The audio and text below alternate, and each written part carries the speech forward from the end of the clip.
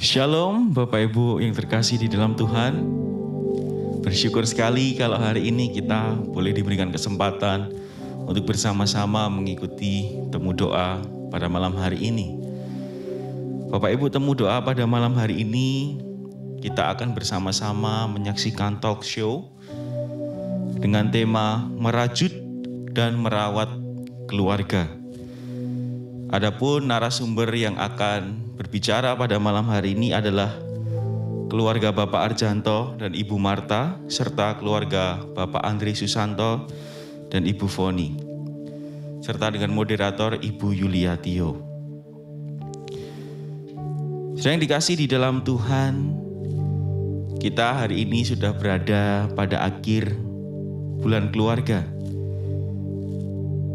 Hari ini dua keluarga yang akan berbicara kepada setiap kita, akan membagikan bagaimana mereka melewati lika-liku kehidupan di dalam keluarga, suka dan duka, serta dinamika yang ada di dalam kehidupan keluarga mereka. Dan mereka juga akan men-sharingkan apa yang mereka lakukan di dalam mereka membangun keluarga yang berkenan di dalam hati Tuhan. Oleh sebab itu, sebelum kita mulai, mari dengan penuh semangat saya mengajak setiap kita untuk boleh bersama-sama bangkit berdiri. Kita akan menaikkan sebuah lagu yang berkata, bersyukurlah kepada Tuhan, sebab Dia baik, bahwasanya untuk selamanya kasih setianya.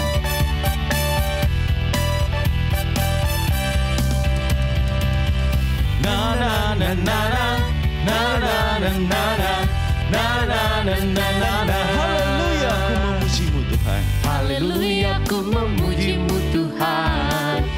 Karena kasih-Mu tak berkesudahan. Biar yang bernafas memuji Sang Raja, di atas gunung dan di dalam samudra. Tanganku ku angkat padamu, mensyukuri rahmat yang Kau beri.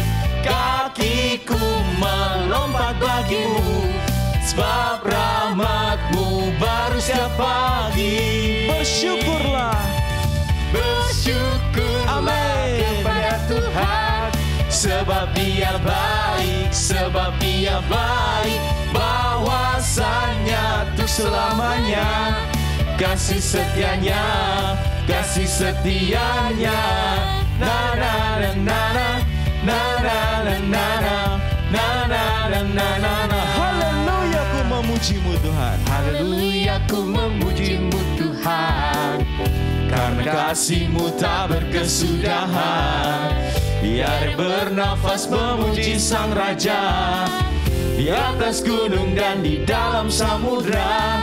Tanganku ku angkat padamu, mensyukuri rahmat yang Kau beri.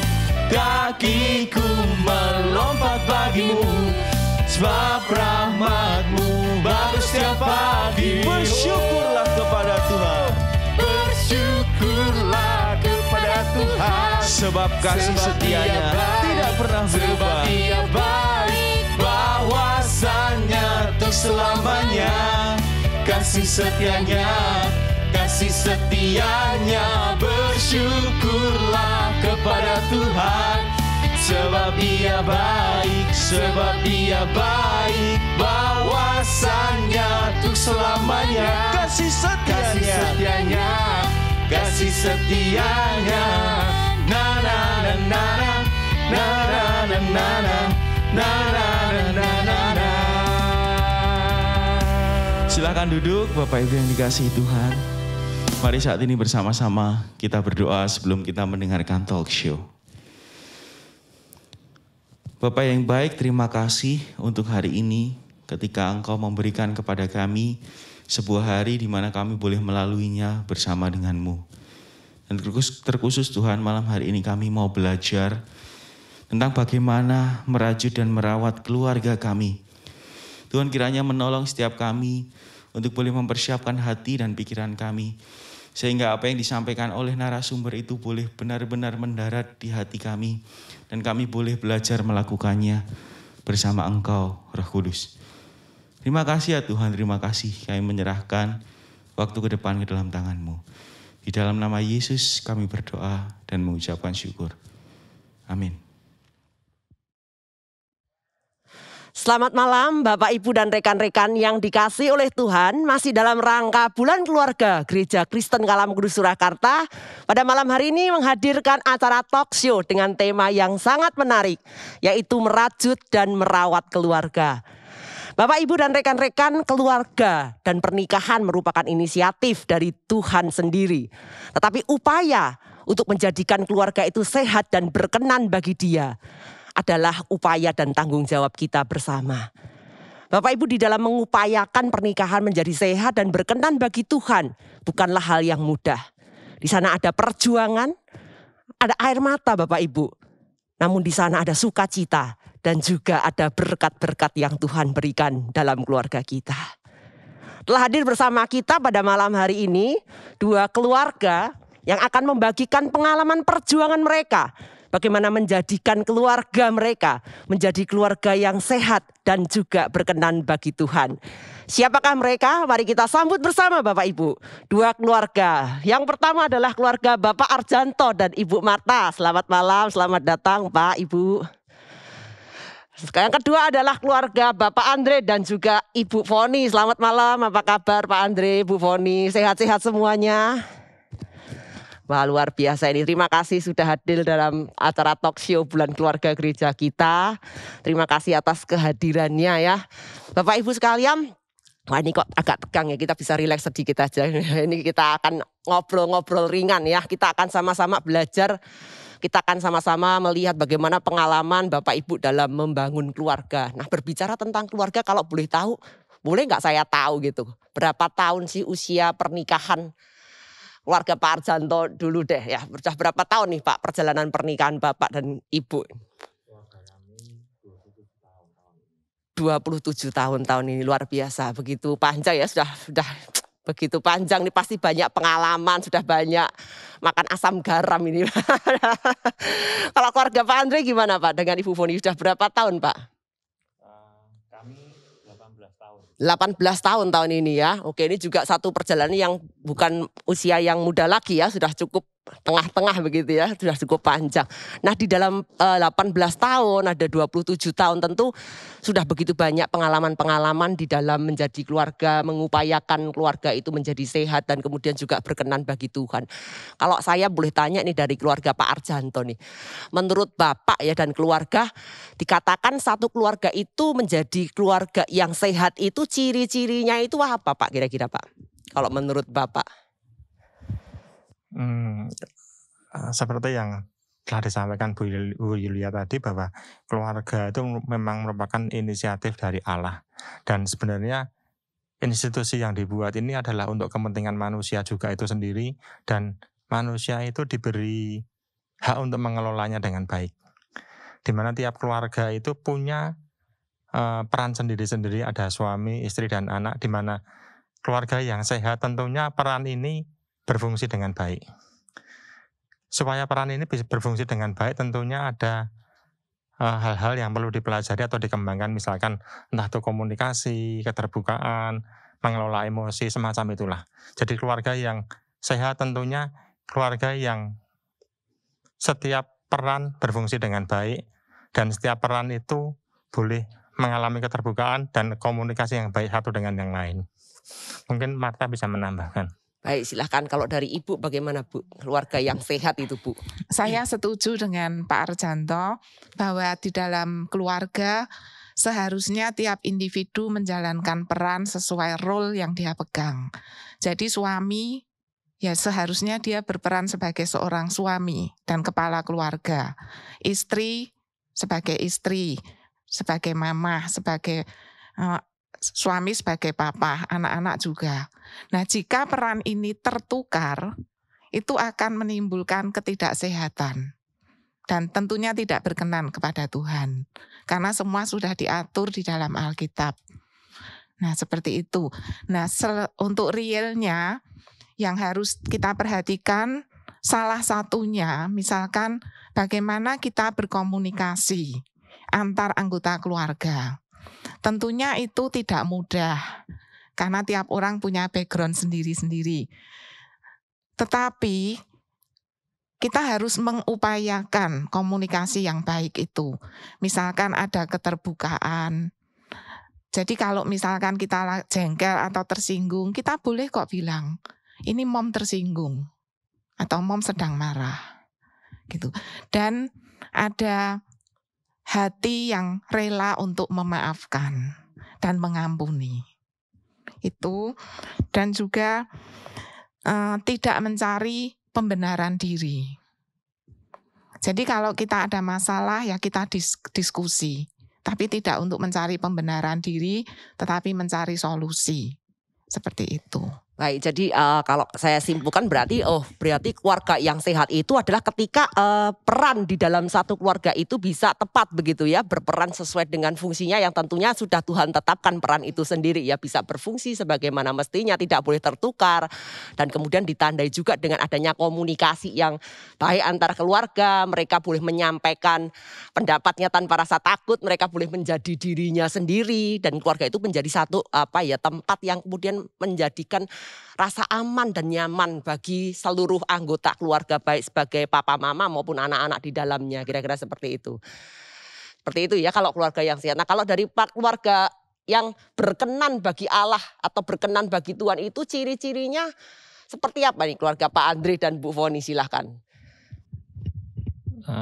Kira-kira ya selaras dengan apa yang dijelaskan oleh Pak Arjanto tadi ya, dalam artian begitu kita sudah bisa menjalankan keluarga yang sehat itu tadi, kita akan mengarah juga keluarga itu yang berkenan bagi Tuhan, dalam artian kita sekeluarga bisa menjadi berkat buat orang-orang di sekitar kita. Apakah itu untuk anak-anak maupun kita sebagai orang tua, kira-kira seperti itu Bu. Jadi kalau kami seperti di kelompok-kelompok Pak Sutri misalnya seperti itu, jadi ya bisa sharing dengan teman-teman, kurang lebih seperti itu ya. Kalau yang lain mungkin? Seperti yang kita di awal diingatkan waktu juga katekisasi bahwa keluarga itu dibentuk atas juga kehendak Allah. Lah seringkali segitiganya itu jangan lupa bahwa kita adalah seorang istri, kita seorang suami, dan ada Allah yang hadir di tengah-tengah kita. Lah kalau kita dipercayakan anak-anak, ya kita juga belajar sih bahwa menempatkan anak-anak itu sesuai yang Tuhan inginkan. Walaupun di dalam perjalanan pernikahan kami pun itu sesuatu yang tidak mudah. Tetapi kami juga belajar dan berusaha untuk mengejar itu. Apa toh yang Tuhan inginkan di dalam kehidupan kami sebagai pribadi, ataupun kami sebagai seorang istri, seorang suami, ataupun seorang anak. Demikian juga di keluarga kami mengajarkan kepada anak-anak untuk mencari kehendak Allah. Di dalam setiap apapun permasalahan, apapun musim di dalam kehidupan kami belajar untuk itu. Baik, jadi keluarga yang berkenan bagi Allah itu ketika Allah pasti hadir, ya ditandai dengan kehadiran Allah di dalam keluarga itu ya, pasti nggak mungkin Allah itu tidak hadir karena memang Allah yang membuat berinisiatif atas sebuah keluarga. Ditandai dengan kehadiran Allah sehingga akhirnya dengan Allah itu hadir kemudian bisa menjadi berkat ya bagi intern sendiri isi keluarga maupun juga akhirnya bisa memancar keluar gitu ya Pak ya, Ibu ya, kira-kira seperti itu ya. Nah, saya mau tanya ini, kalau seperti itu ciri-cirinya, kita udah tahu ya ciri-ciri keluarga yang sehat itu seperti apa, kemudian ciri-ciri keluarga yang berkenan kepada Tuhan, bagi Tuhan itu seperti apa. Nah, saya mau tanya ini, upaya-upaya apa saja yang selama ini sudah dilakukan oleh keluarga Pak Arjanto maupun keluarga Pak Andre dalam mengupayakan keluarga ini bisa menjadi sehat dan juga berkenan bagi Tuhan. Apa upaya-upaya yang selama ini coba dibangun, diusahakan begitu? Silahkan mungkin dari Pak Arjanto boleh Pak mendahului Pak. Keluarga yang sehat dan berkenan kepada Tuhan dengan sendirinya ruang lingkupnya itu dibatasi oleh firman Tuhan itu sendiri. Jadi dasar yang membuat langkah apa yang akan dibuat tentunya tidak akan bertentangan apa yang diajarkan oleh firman Tuhan. Jadi kita upaya apa yang kita kerjakan tentunya tidak lepas dari areal tersebut. Misalkan dalam hal kita berkeluarga dengan anak-anak, kita mengenalkan anak-anak kepada Tuhan. Bagaimana Tuhan itu bisa hidup di dalam hidupnya dia, itu mungkin kita perkenalkan. Juga misalkan dalam relasi suami istri, kita harus tahu kembali seperti tadi, peran kita sebagai suami harusnya seperti apa, dan istri harus seperti apa, itu jadi batasan apa yang akan kita lakukan. Secara praktis mungkin kita bisa lihat, misalkan memperkenalkan anak kepada Tuhan. Ketika kecil kita ngajak mereka rajin ke sekolah minggu. Kita sebagai orang tua mendisiplin diri kita sendiri untuk rajin ke gereja, dan anak-anak bisa melihat, oh ternyata orang tuaku mengasihi Tuhan dengan cara seperti itu. Dan anak-anak bisa meniru langkah itu. Itu salah satu hal yang mungkin sederhana lah, tapi hal yang nyata yang bisa dilakukan. Salah satu contohnya seperti itu. Dari Marta mungkin bisa menambahkan. Silahkan Ibu Marta. Oke. Saya sangat setuju bahwa upaya yang kita harus lakukan untuk menjaga keluarga kita sehat dan berkenan kepada Tuhan, tentunya kita harus kembali kepada firman Tuhan, yaitu Alkitab. Nah, secara realnya itu memang tidak semudah ketika kita mengatakannya. Karena butuh disiplin, butuh komitmen. Tetapi bagaimanapun juga tidak berarti hal itu tidak kita lakukan. Jadi memang dari kecil, contohnya kita mendidik anak-anak untuk saat teduh. Mungkin tidak bersama-sama dengan kami karena kesibukan mereka. Tetapi mereka tahu bahwa aku itu butuh untuk belajar firman Tuhan. Karena aku harus mendasarkan hidupku, setiap pengambilan keputusan yang aku kerjakan, back to the Bible. Seperti itu. Dan selain itu, kami berusaha memberikan contoh real. Karena saya masih punya mama, jadi anak-anak seharusnya melihat bagaimana saya memperlakukan mama saya. Itu contoh real buat mereka. Seperti itu. Baik, jadi baik juga dengan seperti mengajarkan mereka, memotivasi, mengajak, tapi juga ada satu hal yang nyata yaitu teladan ya, yang dimana kita tahu teladan itu sangat powerful, artinya tanpa banyak perkataan mereka akan langsung melihat teladan kita dan mereka justru akan langsung bisa terekam dalam pemikiran mereka, dan itu sangat bagus sekali begitu kira-kira ya.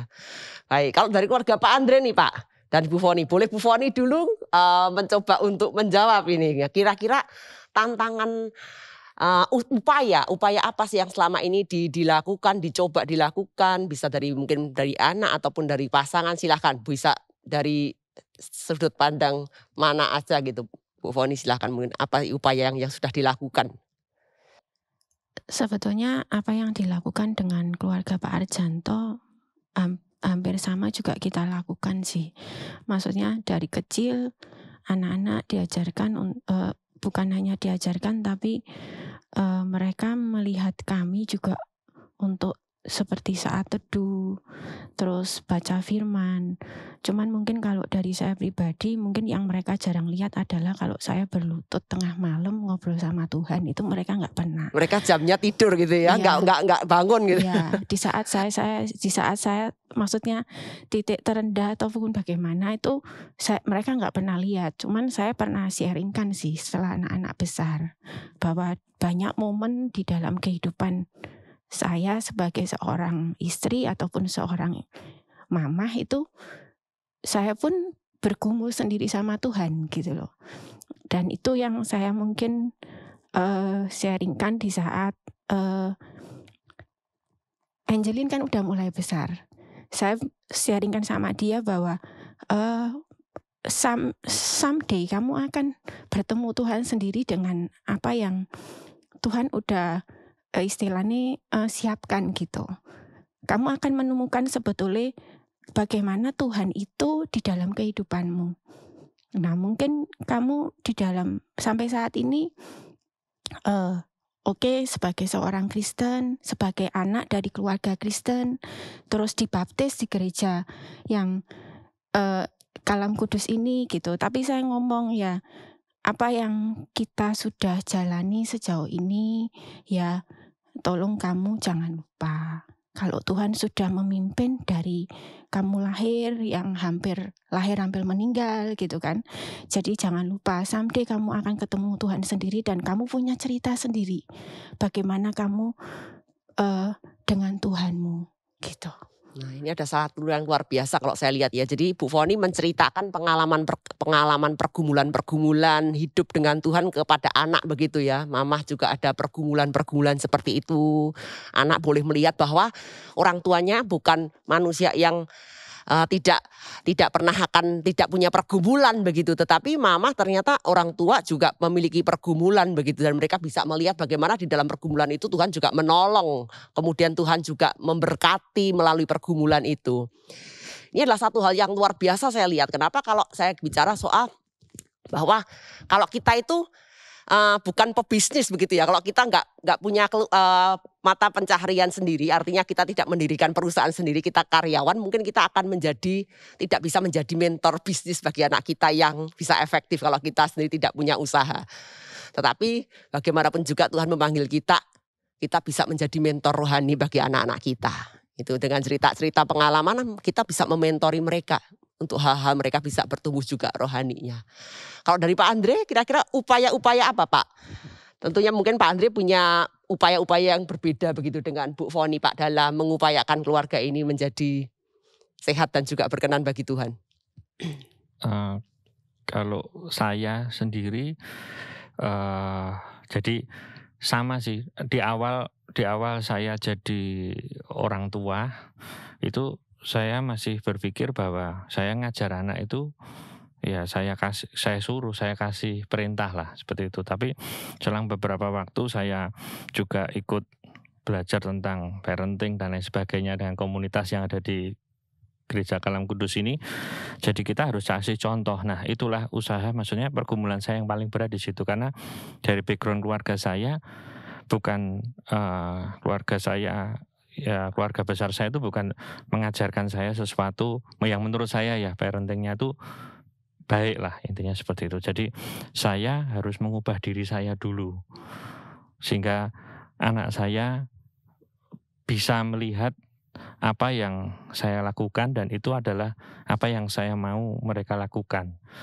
Ya itu berat sih buat saya, maksudnya upaya yang terberat ya saya harus mengubah diri saya sendiri.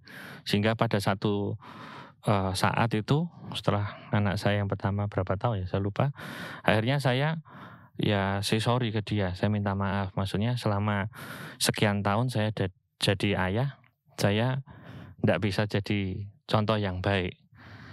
Nah dari situ pelan-pelan yang saya tuai sekarang, saya lihat hasilnya ya anak saya yang besar sudah melihat perubahan dan dia mulai bisa belajar menyontoh. Sekaligus saya juga sering di keseharian saya juga bilang sama kedua anak saya, khususnya juga ke Angelo, bahwa saya ini masih bergumul. Maksudnya saya nggak bisa benar-benar bagus sudahan gitu. Jadi meskipun di kehidupan sehari-hari, jadi sekali waktu saya tetap melakukan hal yang dalam tanda kutip sebenarnya itu nggak berkenan lah gitu loh.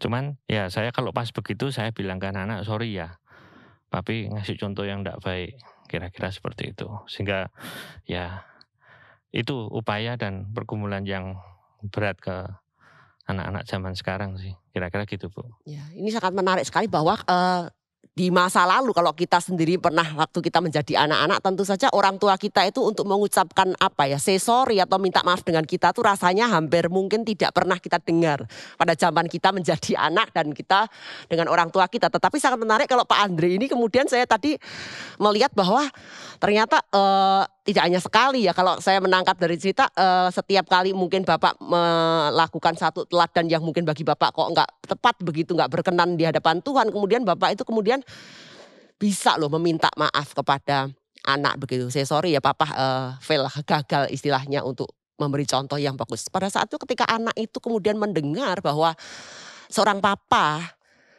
dan papa itu bisa loh minta maaf seperti itu kepada mereka. apa yang kemudian anak itu rasakan atau respon mereka dengan permintaan maaf itu, dan itu membuat satu perubahan yang seperti apa, Pak? Ya, mereka pada saat nanti next ada kejadian dan mereka melakukan kesalahan, ya saya cuma bilang, ya kamu wajar salah, tapi mau ndak berubah gitu loh. Wong papi aja masih mau belajar untuk berubah. Kira-kira seperti itu sih, sehingga dia ndak bisa, maksudnya ya akan bantah, tapi dengan lihat itu kan mereka akan mengikuti ya. Belajar untuk ya next ndak ngelakuin lagi lah. Getting lebih better seperti itu. Tapi ya di awal saya berat sih untuk say sorry itu. Ya. Jadi saya tidak dibesarkan untuk dengan kebiasaan yang seperti itu, dengan karakter yang seperti itu. Jadi buat saya itu pergumulan yang berat sih, kira-kira gitu. Tapi akhirnya bisa dilalui ya Pak ya. Betul. Puji Tuhan. Jadi ini satu hal yang tantangan terberat sekaligus ya, bahwa memang say sorry itu sesuatu yang mungkin tidak mudah untuk kita ucapkan, apalagi dulu lingkungan kita juga tidak seperti itu juga, kita tidak dibesarkan dengan seperti itu. Tetapi Pak Andre bisa melalui, dan itu satu momen yang bagus ya, membuat anak-anak juga makin terbuka dan mereka juga bisa ikut berubah ketika mereka juga mengalami satu kegagalan ketika mereka di masa di kehidupan mereka begitu ya. Kalau dari Bu Marta ini Bu, tantangan yang terberat, yang dirasa cukup terberat ini ketika menjadikan keluarga itu menjadi sehat dan kemudian juga bisa berkenan bagi Tuhan, tantangan terberat apa? Kalau Pak Andre tadi tantangannya adalah ketika ya dia harus mengubah dirinya sendiri dengan background keluarga yang mungkin tidak mengajarkan hal yang seperti yang firman Tuhan katakan, dan dia harus berusaha mengubah dulu begitu sesuai dengan yang Tuhan inginkan dalam kehidupannya. Itu tantangan terberat, tetapi Pak Andre terus bergumul melakukan itu, berusaha. Nah, kalau dari Bu Marta sendiri tantangan terberatnya apa Bu? Tantangan untuk menjadi keluarga yang sehat dan berkenan itu buat kami adalah bagaimana kita tetap tinggal dan menghidupi komitmen yang sudah kita buat. Komitmen yang kita buat sebagai suami istri maupun komitmen sebagai papa mama itu. Karena kan komitmen tidak hanya bisa dikatakan ya sudah pokoknya ada komitmen titik, kan enggak, tapi kita harus menghidupinya. Nah, upaya untuk tetap setia di dalam komitmen ini itu adalah tantangan yang besar. Dan tidak hanya dalam hubungan suami istri tetapi juga dengan anak-anak, itu benar. Jadi misalkan kita mengatakan besok kita mau ibadah pagi. Kita sudah berkomitmen. Jadi ya kita biarpun lihat kok kayaknya mereka tadi malam tidurnya agak kemalaman. Apa besok enggak usah dibangunkan. Nah, kita enggak boleh seperti itu. Jadi memang kita sudah punya komitmen, ya kita harus jalankan. Kecuali kasus khusus, mereka sakit, itu kan beda. Seperti itu. Jadi buat kami untuk tetap tinggal dan semangat menjalankan komitmen itu tantangan yang besar. Ada air mata di sana Bu? Oh ada. Ada banyak air mata dan juga banyak berkat dan sukacita. Puji Tuhan. Ada tantangan perjuangan, ada air mata ya Bu ya, tetapi Tuhan tetap berikan kekuatan untuk bisa melaluinya.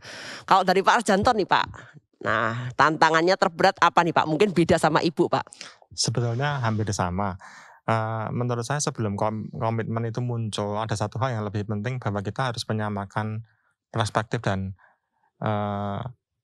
cara berpikir kita. Itu mungkin satu hal yang paling mendasar yang harus kita lakukan, karena kita bagaimanapun juga ketika dua orang menikah itu dimulai dengan dua background yang tidak sama. Untuk menyamakan satu persepsi itu butuh proses, dan itu butuh waktu, dan mungkin juga butuh pengendalian emosi, dan itu hal yang perlu belajar, dan sampai sekarang pun kita juga masih belajar, karena nggak mungkin kita jadi sama persis. Itu yang pertama. Terus yang kedua, memang tantangan yang terberat dalam satu keluarga untuk keutuhan orang tua itu sendiri butuh kesamaan dalam menyampaikan kepada anak, supaya jangan timbul orang tua ini saling diadu oleh anak. Itu hal yang kelihatannya sederhana tapi jadi problem yang besar. Itu yang perlu kita jaga. Dan ketika kita ngambil keputusan yang katakanlah orang tua mengambil keputusan dan disepakati anak, kita harus tetap setia dengan keputusan itu. Jangan katakanlah pagi ini A dan kemudian sore nanti jadi B. Kita menghindari hal-hal semacam itu. Kira-kira secara praktis itulah yang kita lakukan dalam keluarga kami. Baik, jadi tantangan terberat adalah menyamakan pribadi berdua dulu gitu ya. Di Betul. dalam pernikahan ini sebelum anak-anak hadir nih pasti sudah dengan background yang berbeda tentunya. Itu satu tantangan ya, dengan background yang berbeda. Yang kedua setelah anak-anak hadir, menyamakan lagi bagaimana menghadapi mereka gitu ya. Supaya tidak terjadi dualisme antara papa Iya, dan mama ya. Double standar dalam pola asuh dan sebagainya, itu tantangan terberat. Tapi bisa dilalui ya Pak ya selama ini ya Pak ya. Puji Tuhan bisa, puji Tuhan. Juga Gimana Ibu? juga hal yang real, misalkan dulu aku memilih dia itu karena dia itu langsing misalkan. Sekarang casingnya kok beda. Ya udah diterima aja karena sudah ada komitmen. Ini pasangan suami istri ya Bu ya. Ya itu memang mungkin saja terjadi ya, antara pacaran, fisik bisa berubah, karakter pun juga bisa berubah juga. Tetapi kalau kita tetap setia pada komitmen ya, karena memang kita sekali lagi ya terikat dengan komitmen ya, sehingga akhirnya menguatkan kita untuk tetap menerima sebagaimana dia adanya begitu, dengan apapun kelemahan dan apapun kelebihan pasangan kita maupun keluarga kita. Baik, saya mau cerita nih, bisa pikir-pikir sedikit ya. Saya kepingin tanya, ada nggak sih pengalaman-pengalaman, peristiwa-peristiwa yang memorable ya, istilahnya yang berkesan dalam satu keluarga, boleh ini antar suami istri maupun dengan anak, silahkan, yang membuat keluarga kita itu dengan adanya peristiwa itu semakin menguatkan keluarga kita. Semakin membuat keluarga kita itu sehat, semakin membuat keluarga kita itu dekat relasinya satu dengan yang lain, atau bahkan membuat keluarga kita itu juga semakin dekat dengan Tuhan relasinya. Kira-kira ada nggak pengalaman-pengalaman yang boleh dibagikan kepada jemaat Kalam Kudus yang memorable? Mungkin bisa dimulai dari Pak Andre. Apa ya? Mungkin saya akan sedikit cerita ya, maksudnya saya pernah punya pengalaman berapa tahun yang lalu waktu kita sekeluarga jalan-jalan keluar. Pada saat kita traveling itu biasanya kan Foni udah bikin itinerary gitu kan. Terus saya sudah coba lihat schedule-schedule-nya, saya coba pelajari sehingga buat saya karena di negara tersebut biasanya sudah tertata rapi semua jadwal-jadwal ini, mau kereta, bus dan pesawat. Jadi saya sudah susun semua, saya perhatiin habis ini kemana karena kan memang saya sangat perhatiin itu gitu loh. Nah pada saat itu setelah sampai di negara tersebut, itu mulai, maksudnya petualangan kami mulai berjalan, dalam artian benar-benar schedule yang kita buat itu nggak jalan. Dalam artian bukan schedule-nya salah, jadwalnya hilang, enggak, tapi jadwal itu ada semua, cuman di luar dugaan kami itu banyak banget yang terjadi. Jadi misal waktu itu musim dingin, kita berangkat dengan cukup pede bahwa kita sudah browsing, lihat di bandara ada toko ini dan itu. Waktu itu memang kita lihat ya harusnya buka, tapi ternyata sampai di sana toko tersebut tutup. Sehingga anak-anak kami nggak punya baju hangat.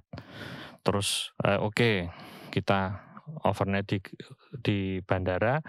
Habis itu kita berharap pagi buka. Kita nanya, katanya buka biasanya. Ternyata pagi itu masih tutup, bukanya agak siangan. Nah habis gitu karena kita butuh, padahal jadwal kereta kita berikutnya ke kota yang kita mau tuju pagi juga. Jadi mau nggak mau kita nggak bisa ngejar itu jadwal, dan itu jadwal itu kan berurutan ya, kereta A, B lanjut terus. Akhirnya kita coba cari toko lain, kita ke kota nih dari bandara. Habis itu kita putar, akhirnya dapatlah beberapa barang yang kita tuju. Itu pun setelah melalui beberapa toko yang ternyata toko ini nggak jual. Toko yang ada cabang yang A, yang B, yang C, dan akhirnya dapatlah kita ke cabang yang terakhir. Nah, yang lebih menarik lagi, begitu kita lihat jadwal kereta kita yang berikutnya itu sudah last train itu, jarak dari city itu ke train station dan lanjutan itu menurut hitungan saya nggak masuk, dalam artian tinggal itu berapa ya, 10 menit lah kira-kira, 10-15 menit. Sedangkan kita mesti bawa koper berempat, belanjaan, jadi benar-benar kita ngejar. Nah di saat itu saya sudah berpikir, wah ini nggak mungkin kekejar deh, karena tiap masuk nunjukin harus paspor, karena tiket kita kan tiket itu jadi kita beli yang terusan semua. Jadi lah di situ saya pikir enggak keburu, saya harus ganti tren 2-3 kali baru dapat yang kereta cepat itu kan. Akhirnya ya sudah, kalau enggak keburu ya berarti itu hangus semua sekian hari saya. Kita harus cari baru lagi kan.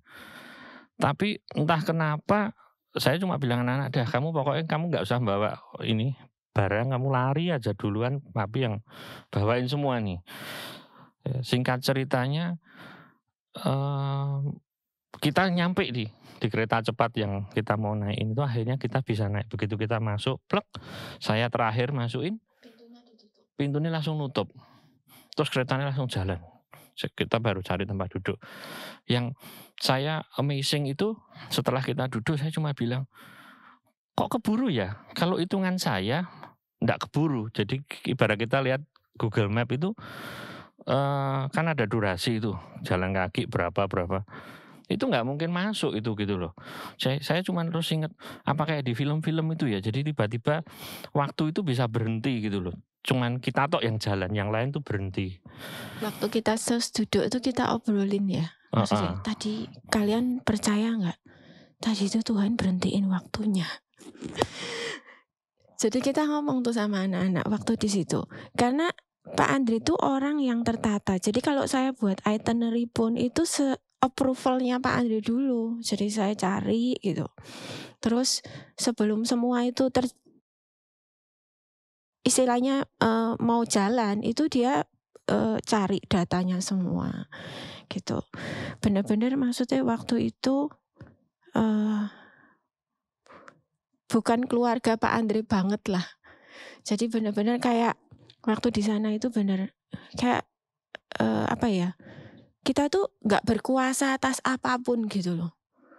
Bukan masalah nanti gimana ya, tapi itu kan sebetulnya semua jadwal tiket awal itu kan semua sudah tertata dari pergi tuh.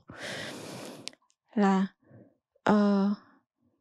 waktu kita akhirnya nyampe di kota itu, nangis malam itu sama anak-anak semua. Satu keluarga menangis gitu ya? Sampai di hotel kan udah tengah malam. Waktu itu terus keretanya kita the only one, ada satu mobil ya sampai di stasiun itu ya. Jadi di satu desa terakhir itu stasiun kecil banget gitu. Nah barengan kita yang turun itu semua kayaknya pegawai staff gitu. Jadi dijemput suami, dijemput anggota keluarganya satu-satu. Jadi itu kayak satu desa gitu lah, nggak ada orang kita ternyata. Situ, terus lihat-lihat kanan kiri, cuman ada satu taksi. Itu taksi yang diantarkan Tuhan, dijemput Tuhan begitu. Gitu. Jadi kayak film di Harry Potter. Terus waktu kita perjalanan ke tempat yang kita tuju tuh nggak ada mobil pun satu, dari stasiun sampai tempat yang kita tuju tuh nggak ada satu mobil pun yang berpapasan gitu ya sama kita. It's amazing gitu loh. Maksudnya Tuhan, kamu kalau udah nata hidup kita, mau kita khawatir kayak apa? Ya kita tahunya cuman khawatir gitu loh. Tapi waktu sampai di sana itu benar-benar kita sampai doa. Hal yang kita pertama lakuin adalah thanks to God gitu loh. Maksudnya ya itu salah satu istilahnya pengalaman hidup yang ndak istilahnya menyedihkan pada awalnya. Terus waktu sampai di tempat itu benar-benar maksudnya kita terus bikin mesbah keluarga itu. Terus kita doa sama Tuhan. Terus Nih loh, kalau Tuhan udah sediain, walaupun kita ndak berdaya, kita udah dari sisi kita berusaha tuh lari-lari gitu. Tapi kalau Tuhan ndak berkehendak tadi itu kita nggak mungkin bisa sampai sini gitu loh. Dan Jadi melalui peristiwa itu tuh kemudian satu keluarga kemudian kerasa bener ya, langsung mengalami satu hal yang mereka bisa bermakna bahwa pimpinan Tuhan merasakan sangat nyata begitu ya, dari pimpinan Tuhan yang sepertinya tidak mungkin bagi manusia, tapi ya Tuhan akan tetap sediakan sesuai dengan yang terbaik untuk kita Iya, begitu. Satu keluarga betul. betul-betul menyadari dan buat mesbah keluarga tadi ya, langsung doa begitu ya. Dan yang lebih mengherankan sebetulnya gini, momen itu mungkin sebetulnya kita kan akhirnya jadi bahagia kan. Tapi after kejadian itu adalah titik balik dari keluarga kami sebetulnya. Karena setelah itu banyak hal yang terjadi di dalam keluarga kami yang maksudnya itu lebih tidak terbayangkan. Tapi momen di mana Tuhan menjaga kami sampai ke tempat itu menjadi satu momen yang menjadi satu pengharapan bahwa kita udah pernah itu. Satu family kita itu mengalami bagaimana susahnya sampai Tuhan pimpin sampai di sana. Tapi after itu banyak kejadian yang lebih berat yang harus kita lewati. Tapi sampai hari ini kami merasakan bagaimana Tuhan memimpin dan Tuhan menyediakan semuanya. Dan itu tidak kita pikirkan dan kita sampai tidak berani minta sama Tuhan. Gitu loh. Jadi kalau ditanyakan ya harusnya terlepas dari apakah Angelin Angelul akan melihat pembicaraan kami pada hari ini. Kami hanya mau mengingatkan mereka bahwa bagaimana Tuhan memimpin keluarga kita. Semoga menjadi berkat bagi Angelin dan Angelo untuk masa depan mereka. Itu aja Si sih. Tuhan luar biasa, menjadi satu booster atau imun booster untuk menghadapi pergumulan yang terjadi akan ke depannya, walaupun berat tapi itu semacam ya menjadi kekuatan gitu ya bagi keluarga Pak Andri Buffoni. Luar biasa, puji Tuhan. Kalau dari Ibu Marta, apakah ada Bu pengalaman yang juga berkesan begitu yang kemudian membuat keluarga ini makin menjadi sehat dan juga berkenan bagi Tuhan? Silakan Bu Marta. Ada banyak sih. Cuman yang saya suka adalah saya sendiri dari keluarga yang tidak biasa mengekspresikan perasaan. Nah, ketika saya berkeluarga sendiri, saya mulai melatih itu di dalam keluarga kecil kami. Jadi saya selalu melatih mereka untuk mengatakan maaf, tolong, dan juga terima kasih. Nah, suatu hari mereka benar-benar mempraktekannya. Ketika saya ulang tahun atau dedinya ulang tahun, saya pernah ketika saya ulang tahun, mereka buat kartu. Kartunya bukan kartu yang indah luar biasa seperti Hallmark gitu-gitu, bukan. Kartu simple buatan anak kecil. Tetapi saya terharu sekali. Karena saya melihat ini upaya mereka untuk how to express their love. Mereka berdua kerjasama bikin Iya, kartu mereka ya Bu kerjasama. ya. Luar biasa. Gitu. Dan itu mereka lakukan tahun demi tahun dan tidak hanya di hari kami berulang tahun. Misalkan ketika mereka lulus SD, mereka kirim kartu thank you card. Mereka bilang thank you daddy dan mom sudah membiayai sekolah kami seperti itu. Itu hanya peristiwa yang simpel, tetapi buat kami itu tidak terlupakan. Hingga sekarang pun mereka sedang tidak bersama-sama dengan kami, mereka tetap belajar mengekspresikan rasa kasih itu melalui hal-hal yang simpel seperti itu. Peristiwa-peristiwa itu semakin membuat keluarga menjadi lebih dekat, lebih erat begitu ya Bu ya, satu dengan yang lain begitu ya Pak ya. Semua kartu-kartu itu begitu banyak. Sampai hari ini kartu-kartunya disimpan semua. Iya disimpan, tapi saya tidak membawanya. Sudah berapa banyak itu pasti tidak terhitung lagi banyaknya, karena tiap tahun pasti semakin bertambah tumpuannya kartu. Tetapi itu luar biasa, itu adalah berkat yang Tuhan berikan bagi keluarga Pak Arjanto ya Pak ya. Nah Bapak Ibu, ini saya ada satu pertanyaan nih, pertanyaan terakhir nih. Apa sih yang membuat Bapak Ibu hari ini termotivasi untuk terus menjadikan keluarga Bapak Ibu itu menjadi keluarga yang sehat dan berkenan bagi Tuhan? Motivasi terbesar apa yang membuat Bapak Ibu terus hari ini punya daya juang untuk mengupayakan, untuk mengusahakan keluarga itu menjadi satu keluarga yang menjadi persembahan yang hidup bagi Tuhan? Silahkan mungkin dari Pak Arjanto bisa mulai terlebih dahulu Pak. Mungkin kalau dari keluarga kami yang menjadi dasar motivasinya adalah kecintaan kita kepada Tuhan itu sendiri. Kita benar-benar melihat realita bahwa sebenarnya kita ini bukan apa-apa. Dan Tuhan yang begitu baik mau mengasihi kami. Dan itulah yang menjadi dasar bagaimana kita harus, maksudnya mempersembahkan keluarga ini kembali kepada Tuhan. Kira-kira intinya seperti itu. Karena kecintaan kepada Tuhan ya Iya. Pak ya. Bagaimana dengan Bu Marta Bu?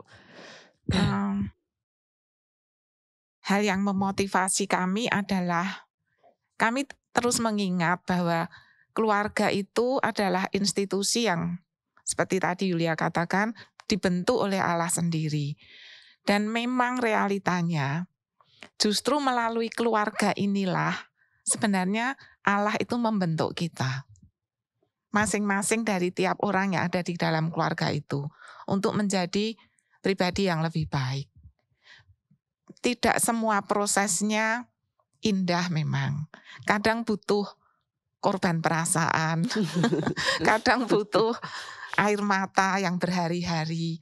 Tetapi semua itu mengajar kita bahwa memang keluarga ini tidak ada apa-apanya dan tidak punya arti, bahkan bisa kehilangan arah kalau kami tidak meletakkannya di bawah kaki Tuhan. Seperti itu. Oke, jadi Allah akan menjadi dasar dan motivasi utama ya, satu-satunya bahkan yang bisa mendorong kita untuk terus berjuang begitu ya Pak ya. Kalau dari keluarga Pak Andre dan Bu Foni, apa nih motivasi terbesarnya yang bisa mendorong untuk terus berjuang sampai pernikahan ke-18 tahun ini? Kalau saya pribadi sih saya melihatnya begini. Sejak sekolah minggu saya dipanggil Tuhan untuk mengenal Tuhan. Tapi saya melihatnya bahwa yang saya tahu sampai hari ini adalah yang saya selalu sharingkan sama Andre juga kepada anak-anak adalah Tuhan itu baik. Apapun itu Tuhan baik. Dan kalau mau disambungkan di dalam kehidupan berkeluarga, ya sebetulnya kami semua di dalam keluarga kami diproses untuk saling mengasihi, saling mengampuni. Dan Tuhan pasti punya plan. Nah sekarang gimana kita mau taat, setia sama plannya Tuhan. Sama satu mungkin yang saya semakin belajar semakin di dalam pernikahan kami adalah belajar sabar. Sabar sama pasangan, sabar sama anak-anak, sabar sama keluarga besar, dan sabar sama waktunya Tuhan. Karena bagaimanapun dari apa yang saya alami di dalam pergumulan saya pribadi dan juga keluarga kami, Tuhan itu baik. Apapun itu Tuhan baik. Seringkali kita kalau di dalam proses yang harus kita alami, kadangkala kita nggak ngelihat itu. Pada saat itu Tuhan baik. Tetapi kalau saya selalu sharing sama anak-anak, percayalah Tuhan itu baik.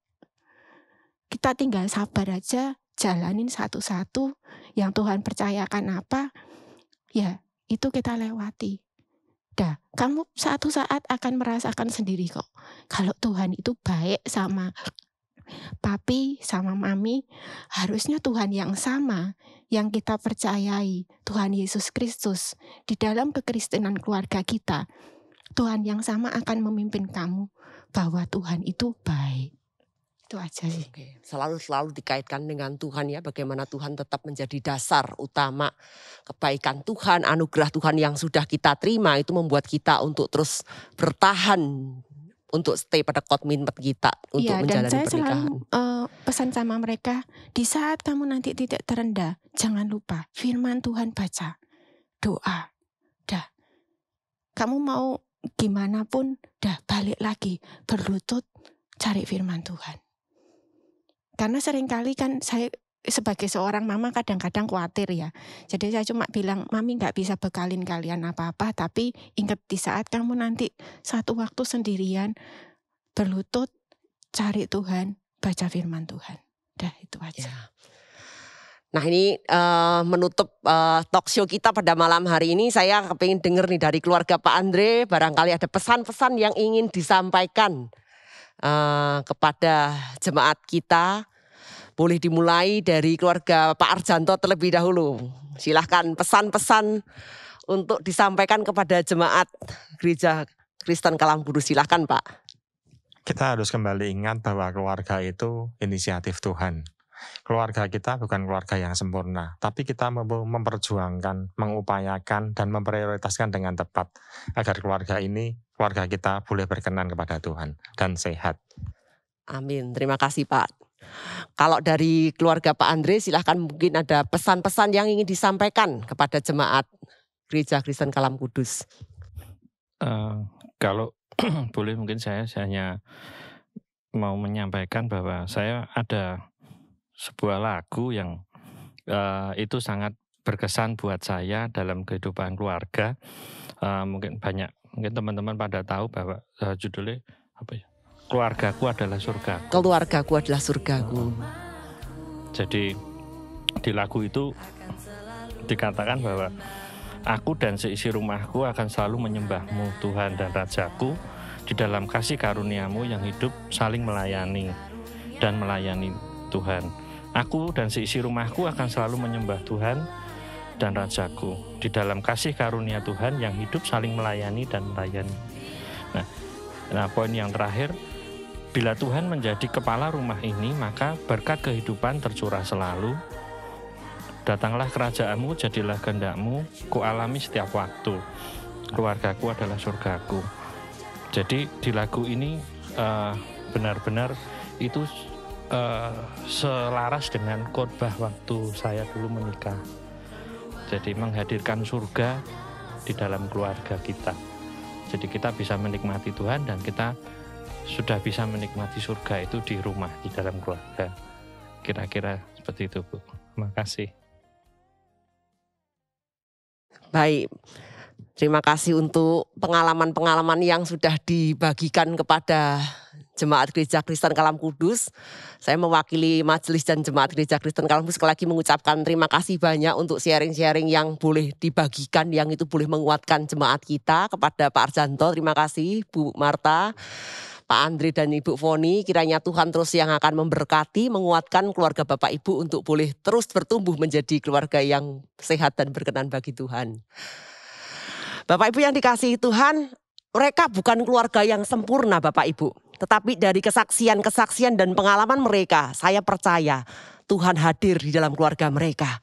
Mereka bukan keluarga yang sempurna, tetapi mereka rindu terus belajar bagaimana Tuhan sendiri yang akan berkarya di dalam keluarga mereka.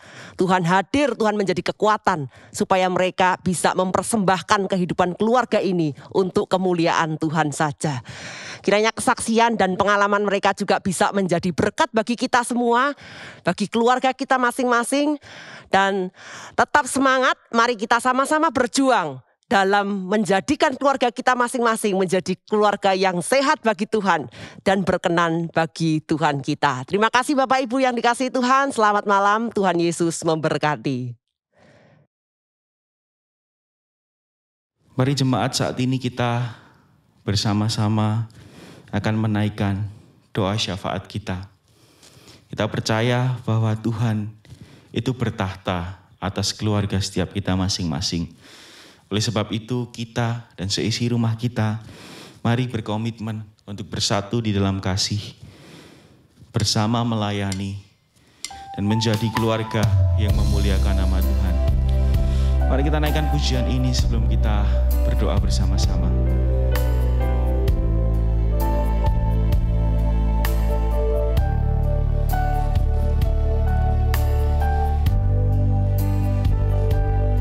Bersatu dalam kasih.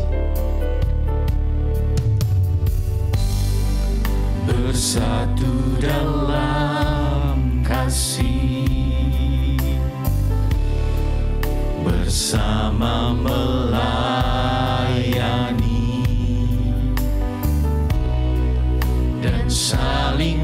mengampuni. Ini doa kami. Bersatu di dalam kasih. Bersatu dalam kasih, bersama melayani dan saling mengampuni. Ini doa kami. Ini kerinduan setiap kami ya Tuhan. Ini rindu kami, aku dan seisi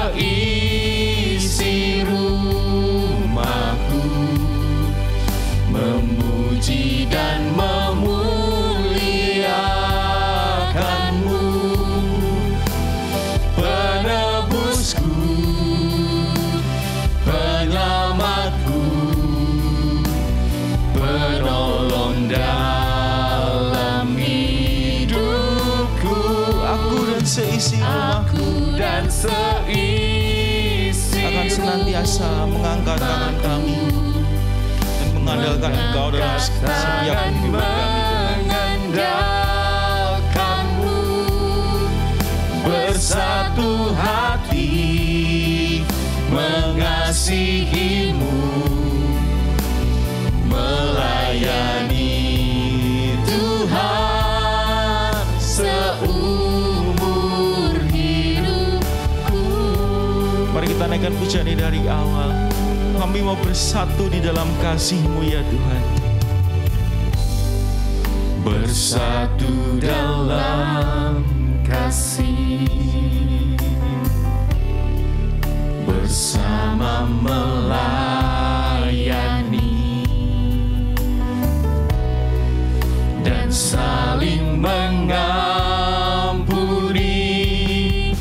Ini doa kami. Ini kerinduan setiap kami ya Tuhan. Ini rindu kami, aku dan seisi rumahku, memuji dan memuliakan-Mu, penebusku, Kau penyelamat kami Tuhan. penyelamatku, penolong dalam hidupku, aku dan seisi rumahku, Kami mengangkat tangan kami dan mengandalkan Engkau. tangan mengandalkan-Mu, bersatu hati mengasihi-Mu,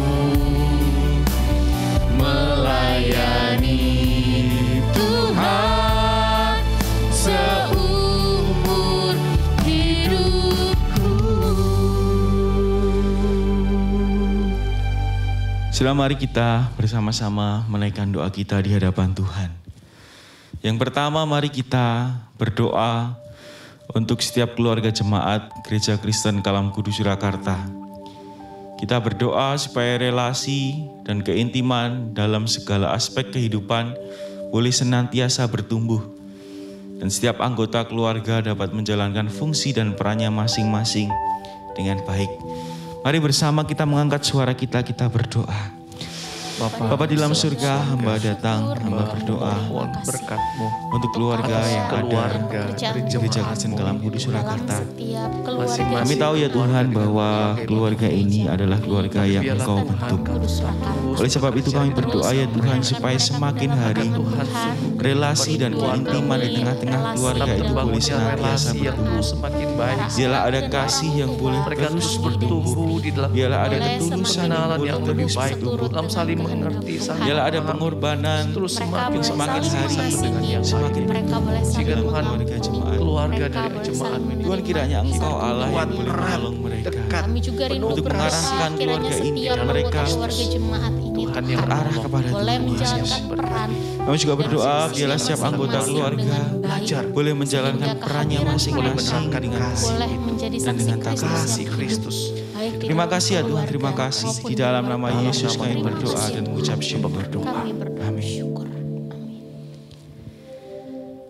Saudara, mari kita berdoa juga untuk keluarga yang ada di Gereja Kristen Kalam Kudus Surakarta, yang saat ini mungkin ada sebagian sedang mengalami konflik keluarga yang berat dan belum terselesaikan. Mari kita berdoa supaya Tuhan boleh memberikan hikmat dan bijaksana serta kekuatan untuk menyelesaikan setiap masalah keluarga dengan baik. Mari bersatu hati kita angkat pokok doa ini. Bapa dalam surga, kami tahu dalam hidup kami sebagai manusia tidak pernah lepas dari yang namanya gesekan, termasuk di dalam keluarga yang telah Engkau bentuk. Tapi kami berdoa biarlah kalau saat ini ada anggota jemaat-Mu Kiranya yang sedang mengalami konflik yang besar dalam keluarga dan berlarut-larut. Sampai hari ini belum terselesai. Tuhan, kiranya Engkau Ingatkan memberikan kasih kasih atas kepada mereka setiap mereka, yang mengasihi memulihkan setiap hati pribadi mereka, yang ada. serta Kau memberi hikmat, Biarlah Tuhan kekuatan, dan dengan kasih kehiburan yang Kau bila mereka melewati masa-masa yang tidak mudah ini. Kami berdoa biarlah kiranya damai sejahtera boleh turun ke tengah-tengah keluarga jemaat-Mu yang mungkin saat ini sedang mengalami konflik dan Tuhan. Kami juga menyerahkan setiap mereka ke dalam tangan Tuhan, supaya kasih Tuhan itu boleh senantiasa melingkupi keluarga yang sedang terluka ini. Terima kasih ya Tuhan, terima kasih di dalam nama Yesus kami berdoa. Terima kasih Bapa. Dalam nama Tuhan Yesus kami berdoa. Tuhan, inilah setiap seru doa kami.